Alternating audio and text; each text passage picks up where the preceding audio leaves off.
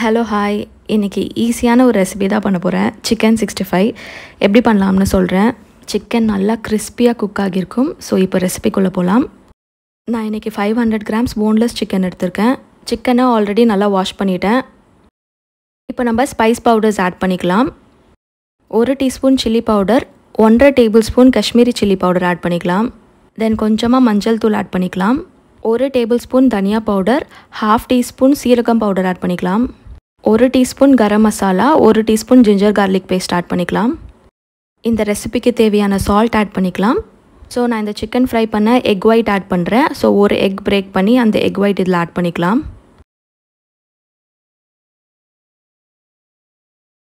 இப்போது chicken and spice பவுடர்ஸை நல்லா mix பண்ணிக்கோங்க.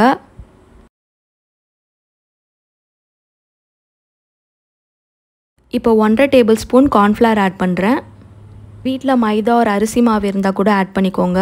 நான் மைதா அவ்வளோவா யூஸ் பண்ண மாட்டேன். ஸோ எய்தர் கார்ன்ஃப்ளவர் ஒரு அரிசி மாவு இருந்தால் இதுலேருந்து ஏதாச்சும் ஒன்று ஆட் பண்ணிக்கோங்க. கார்ன்ஃப்ளவர் ஆட் பண்ணிவிட்டு நல்லா மிக்ஸ் பண்ணிக்கோங்க. மினிமம் ஒரு 30 மினிட்ஸ்க்கு மேரினேட் பண்ணி வச்சுக்கோங்க. இப்போது கடாயில் ஆயில் ஆட் பண்ணிக்கலாம். ஆயில் ஹீட் ஆனதும் சிக்கன் பீசஸ் ஆட் பண்ணிக்கலாம். சிக்கனை பேட்ச் பை பேட்சாக ஆட் பண்ணுங்கள். ஓவர் க்ரௌட் பண்ணிடாதீங்க. ஸோ இப்போது சிக்கன் ஆட் பண்ணிவிட்டு ஒரு 2 மினிட்ஸ்க்கு மீடியம் ஃப்ளேம்லேயே குக் பண்ணுங்கள். ஹை ஃப்ளேமில் வைக்காதீங்க. 2 மினிட்ஸ் கழித்து லைட்டாக சிக்கனை திருப்பி விட்டுக்கோங்க. நம்ம ஆல்ரெடி 30 மினிட்ஸ்க்கு சிக்கனை மேரினேட் பண்ணி வச்சுருந்தோம்ல, அந்த மேரினேஷன்லேயே சிக்கன் நல்லா சாஃப்ட் ஆகிடும். கரெக்டாக 15 மினிட்ஸ்லேயே எனக்கு தெரிஞ்ச சிக்கன் குக் ஆகிடும் கம்ப்ளீட்டாக. இப்போ 15 மினிட்ஸ் ஆகிடுச்சு. சிக்கனும் கம்ப்ளீட்டாக குக் ஆகிடுச்சு. எடுத்து தனியாக எடுத்து வச்சுக்கலாம்.